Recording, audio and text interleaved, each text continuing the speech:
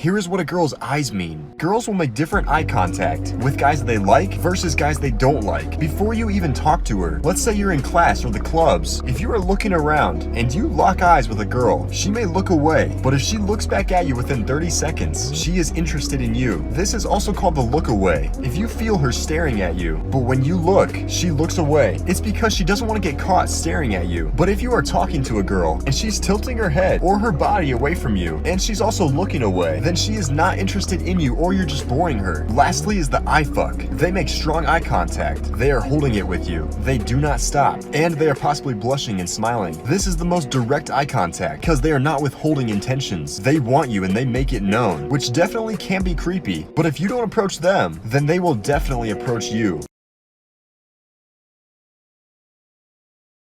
Here are some tricks to look instantly more attractive and confident. Let's be honest, looking the part is half the battle, so pay close attention. Posture and body language. How do you expect anyone to view you as confident when you are looking like a flower that hasn't been watered in days? Instead, imagine a string is from your spine, through your neck, and your head and pulling you up. Make sure your chin is up and your shoulders are back. If you want to appear open and confident, leave your arms to your side so your midsection is opened. It's been studied that people cover their midsection, for example, folding their arms, when they feel uncomfortable, and that will degrade confidence. Lastly, your eyes. When you are talking, you have to look into their eyes. If you want people to chase you in conversation, when they are talking to you, occasionally look away, almost like something else is catching your attention. But if you want to be alpha, you cannot fear people's eyes. If you want to command respect and position yourself as equal or higher value, you have to be able to hold eye contact.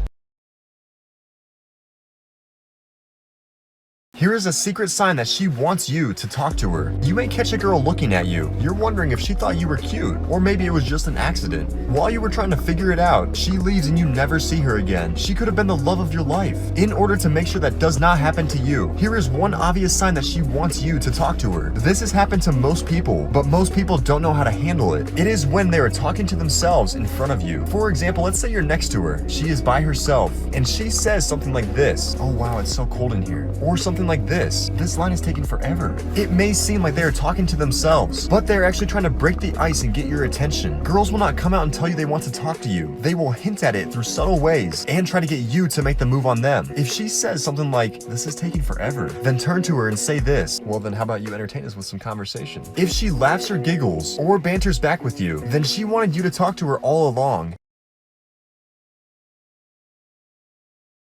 Here are 3 signs that they are not interested in you. This can be for both your crush and friendships. First is that they do not initiate conversation with you. If you feel like you're always the one texting them first, or you're the one doing all of the pursuing, chances are they are not that interested. The second is that when you reach out, they either take days to respond, or they tell you that they forgot. You may have this internal feeling that something is not right, but you still try to be optimistic, and you are telling yourself maybe they really are busy or forgetful. Lastly, and most importantly, they do not make time to hang out with you. Or they always have some excuse when you ask them on a date. "Hey, let's go get dinner Friday." "Oh, sorry, I actually have an exam that day, but it's the summer." "Oh, did I say exam? I meant, dentist appointment. At 8 p.m. on a Friday?" "Oh, they're a vampire dentist." Never chase those that don't see your value. Here is one persuasion trick to always get what you want. This trick is used by some of the greatest negotiators in the world. It is known as the door in the face technique, where the persuader attempts to convince their victim to comply by making a large request first that they will most likely turn down, because when they refuse the large request, it will increase the likelihood of them agreeing to the second one, which is what you really want. Let's say that you're in class and you don't have a pencil, and you're about to take an exam so you really need one. You notice that the person next to you has a whole pack of pencils. You will first do a large request, something they'll most likely turn down. "Hey, can I have that whole pack of pencils?" "You want my entire pack of pencils?" "No, but I'll give you one." "Okay, fine, I'll just take one, thank you." Asking for the large, unreasonable request first makes what you truly want seem smaller. This makes them more likely to give you what you truly desire. Make sure to use it with caution.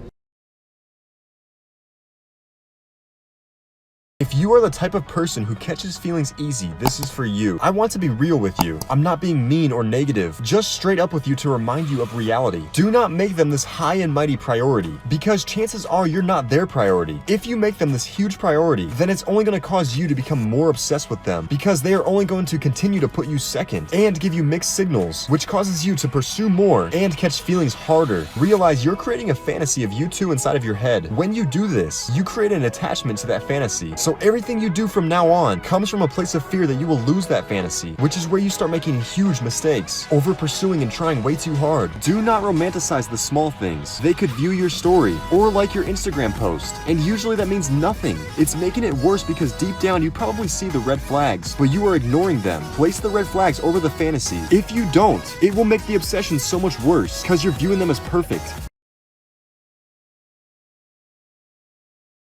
Here is one of the biggest differences between high-status people and everybody else. No emotional outbursts. High-status people are unreactive. They are grounded in their reality. Let's say somebody like a client, a friend, or even a hater says something that you don't like. You don't argue with them. You aren't calling them stupid or trying to prove them wrong. I love this example that Jason Capital said. It's like there's a bubble around you, and everything they say is absorbed by the bubble, and it doesn't affect your state. You stay calm no matter what. They are open to learning new things or changing their mind, but it's not from an emotional standpoint. You are in control of two things: your perception, basically what something means to you, and your responses. If a hater says something to you, and your perception is that they're right, you will respond emotionally. But if you tell yourself, they're probably telling me this because they're working through some shit, then it will matter nothing to you, and you will have a much more mature response. Here are some tricks to dress and look more alpha. P.S. Girls want these things. If you want to look like a confident alpha male wherever you go, no matter what environment you're in, then keep watching. Something like 99% of women want a high-value man, and these things will help you be perceived as alpha, which causes girls to chase you and men to respect you. First, let's talk about your style. You should have 4 to 5 different colored shirts. Do not get regular t-shirts. Fuck that. Instead, get the long fit, where the shirt dips at the bottom. You go from a 7 to an 8 automatically. But what's going to take you from an 8 to a 9 is the outerwear. Put a jacket over the fit plus some fitted jeans. Don't forget the Chelsea boots. Do you think we're finished? Not yet. Because what's going to take you from a 9 to a 10 is your accessories. Only use about 3 accessories, including a nice watch. Your final 2 should be a chain or a scarf. You don't want to look like an average dude. Remember, your outfit is a reflection of you.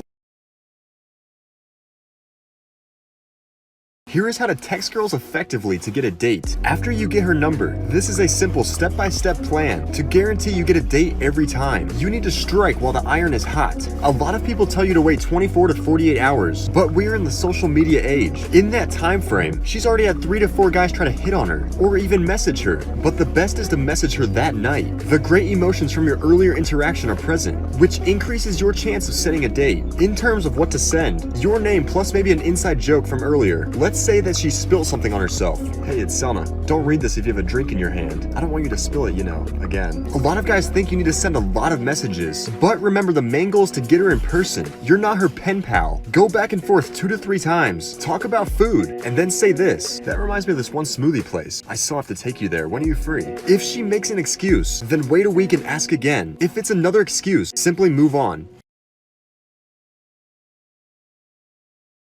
Here is one common test that every guy gets from a woman in the club. And just a warning, most men will fail this. When I was a club promoter, we saw this happen dozens of times each week. Almost always the guy would instantly fail. Commonly, you will have a woman ask you to buy her a drink. Most guys are thinking, oh, she asked me to get her a drink, and if I do, then she should like me more. But that's the opposite of what actually happens. Because if you do, she almost always loses respect for you. She places you into the category of guys she would never date. When a woman is asking for a drink, she is actually testing you to see if you will stand up for yourself. It's because women are naturally hardwired to be attracted to a man that can protect them. If you cannot stand up for yourself, she would never be able to trust you to protect her. If you do buy her a drink, she sees she can walk all over you, which lowers attraction. But if she does ask you to buy her a drink, make her invest first. Sure thing, babe. You get the first round and I'll get the second. Now she's investing into you.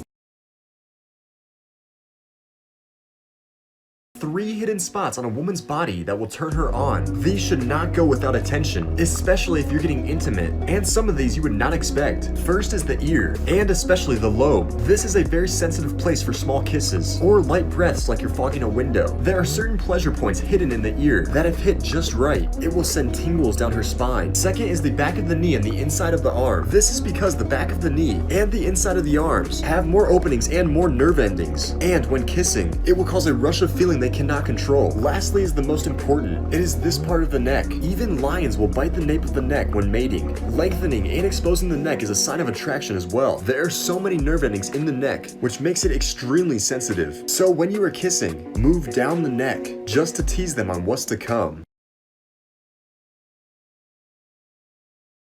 Here are the hottest comebacks you could ever say to a girl. This one is for the boys, so girls don't watch. Us guys don't want you to become immune to this. Just one disclaimer, this will make her simp for you. If she's more of a direct girl with a lot of self-confidence, and let's say your game is on fire, she leans in smirking and says this, "Are you hitting on me?" You have one powerful comeback known as misdirection. Lean in and give her a smirk and then say this, "Yeah."